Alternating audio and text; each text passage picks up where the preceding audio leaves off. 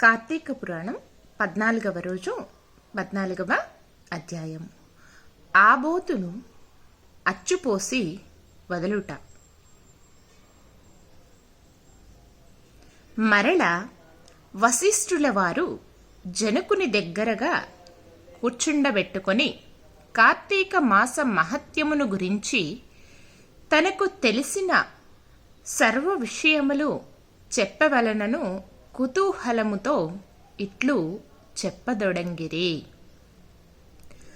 ఓ రాజా, కార్తీక పౌర్ణమి రోజున పితృ ప్రీతిగా వృషోత్సవర్జనము చేయుట, శివలింగ సాలగ్రామమును దానము చేయుట, ఉసిరికాయలు దక్షిణతో దానము చేయుట మొదలగు పుణ్య కార్యముల వలన వెనుకటి జన్మ మందు చేసిన సమస్త పాపములను నశింపచేసుకొందురు. వారికి కోటి యుగములు చేసిన ఫలము దక్కును. ప్రతి మనుజుని పితృదేవతలను తమ వంశమందు ఎవరు ఆబోతును అచ్చువేసి వదులుదురో అని ఎదురు చూచుచుందురు. ఎవడు ధనవంతుడై ఉండి పుణ్యకార్యములు చెయ్యక దాన ధర్మములు చెయ్యక కడకు ఆబోతునకు అచ్చువేసి పెండ్లైనను చెయ్యడు, అట్టివాడు రౌరవాది సకల నరకములను అనుభవించుటయేగాక వాని బంధువులను కూడా నరకమునకు గురి చేయును. కాన ప్రతి సంవత్సరం కార్తీక మాసమున తన శక్తి కొలది దానము చేసి నిష్ఠతో వ్రతమాచరించి సాయం సమయమున శివకేశవులకు ఆలయమునందు దీపారాధన చేసి ఆ రాత్రంతయు జాగరణముండి మరునాడు తమ శక్తి కొలది బ్రాహ్మణులకు సన్యాసులకు భోజనమీడిన వారు ఇహపరములందు సర్వసుఖములననుభవింతురు. కార్తీక మాసములో విసర్జింపవలసినవి. ఈ మాసమందు పరాన్నభక్షణ చేయరాదు. ఇతరుల ఎంగిలి ముట్టకూడదు, తినకూడదు. శ్రాద్ధ భోజనము చెయ్యకూడదు. నీరుల్లిపాయ తినరాదు. తిలాదానము పట్టరాదు. శివార్చన సంధ్యావందనము చేయని వారు వండిన వంటలు తినరాదు. పౌర్ణమి, అమావాస్య, సోమవారముల నాడు సూర్య చంద్ర గ్రహణపు రోజుల మందున భోజనము చెయ్యరాదు. ఏకాదశి, ద్వాదశి వ్రతములు చెయ్యువారలు ఆ 2 రాత్రులు తప్పనిసరిగా జాగారము ఉండవలెను. ఒక్క పూట మాత్రమే భోజనము చెయ్యవలెను. కార్తీక మాసములో తైలము రాసుకొని స్నానము చెయ్యకూడదు. పురాణములను విమర్శించరాదు. కార్తీక మాసమున వేడి నీటితో స్నానము చేసిన కల్లుతో సమానమని బ్రహ్మదేవుడు చెప్పెను. కావున వేడి నీటితో స్నానము చెయ్యకూడదు. ఒకవేళ అనారోగ్యముగా ఉండి ఎలాగైనా విడవకుండా కార్తీక మాస వ్రతము చెయ్యవలనన్న కుతూహలము గలవారు మాత్రము వేడి నీటి స్నానము చెయ్యవచ్చును.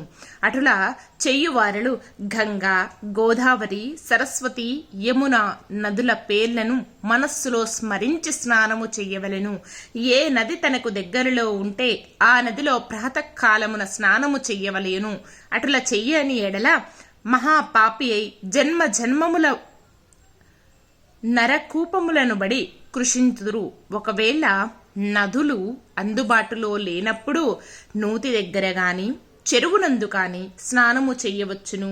అప్పుడు ఈ క్రింది శ్లోకమును చదివి మరి స్నానమాచరించవలెను. గంగే చ యమునే చేవ గోదావరి సరస్వతి నర్మదా సింధు కావేరీ జలస్మిన్ సన్నిధంకురు. అని పఠించుచు స్నానము చెయ్యవలయును. కార్తీక మాస వ్రతము చెయ్యువారు పగలు పురాణ పఠన శ్రవణము హరికథ కాలక్షేపములతో కాలము గడపవలెను. సాయంకాలముల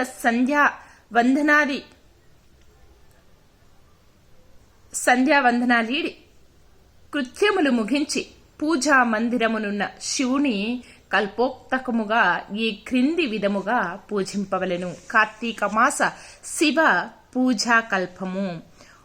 ఓం నమః శివాయ. ధ్యానం సమర్పయామి. ఓం పరమేశ్వరాయ నమః. ఆవాహనం సమర్పయామి. ఓం కైలాసవాసాయ నమః. నవరత్న సింహాసనం సమర్పయామి. ఓం గౌరీనాథాయ నమః.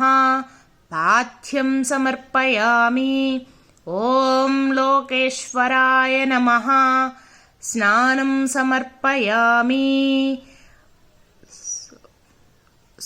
ఓం లోకేశ్వరాయ నమః.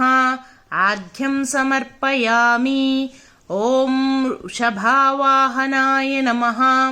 స్నానం సమర్పయామి. ఓం దిగంబరాయ నమః. వస్త్రం సమర్పయామి.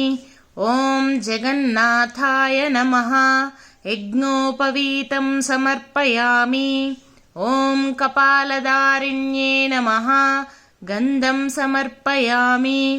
ఓం సంపూర్ణగుణాయ నమః. పుష్పం సమర్పయామి. ఓం మహేశ్వరాయ నమః. అక్షతాన్ సమర్పయామి. ఓం పార్వతీనాథాయ నమః.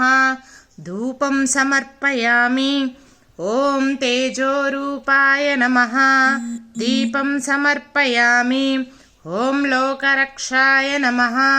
నైవేద్యం సమర్పయామి. ఓం త్రిలోచనాయ నమః. కర్పూర నీరాజనం సమర్పయామి. ఓం శంకరాయ నమః. సువర్ణమంత్రపుష్పం సమర్పయామి. ఓం భావాయ నమః. ప్రదక్షిణ నమస్కారం సమర్పయామి. ఈ ప్రకారముగా కార్తీక మాసమంతయు పూజించవలెను. శివ సన్నిధిలో దీపారాధన చెయ్యవలెను. ఈ విధముగా శివ పూజ చేసిన ఎడల ధన్యుడు అగును. పూజ అనంతరము తన శక్తిని బట్టి బ్రాహ్మణులకు సమారాధన చేసి దక్షిణ తాంబూలాది సత్కారములతో సంతృప్తి పరచవలెను. ఇటులా చేసిన వారు 100 అశ్వమేధ యాగములు చేసిన ఫలమును, 1000 వాజిపేయి యాగులు చేసిన ఫలము కలుగును. ఈ కార్తీక మాసము నెల రోజులు బ్రాహ్మణ సమారాధన, శివకేశవుల సన్నిధిని నిత్య దీపారాధన, తులసి కోట వద్ద కర్పూర హారతులతో దీపారాధన చేసిన ఎడల వారికి వారి వంశీయులకు పితృదేవతలకు మోక్షము కలుగును. శక్తి కలిగియుండి కూడా ఈ వ్రతమునాచరించని వారు 100 జన్మలు నానా యోనులందున జన్మించి తరువాత నక్క, కుక్క, పంది, పిల్లి, ఎలుక మొదలగు జన్మలెత్తుదురు. ఈ వ్రతము శాస్త్రోత్తకముగా ఆచరించిన ఎడల 15 జన్మల యొక్క పూర్వ జ్ఞానము కలుగును. వ్రతము చేసినను, పురాణము చదివినను, విన్నను అట్టి వారులకు సకల ఐశ్వర్యములు కలిగి మోక్షప్రాప్తి కలుగును. చతుర్దశాధ్యాయము 14వ రోజు పారాయణం సమాప్తం. ఓం నమః శివాయ.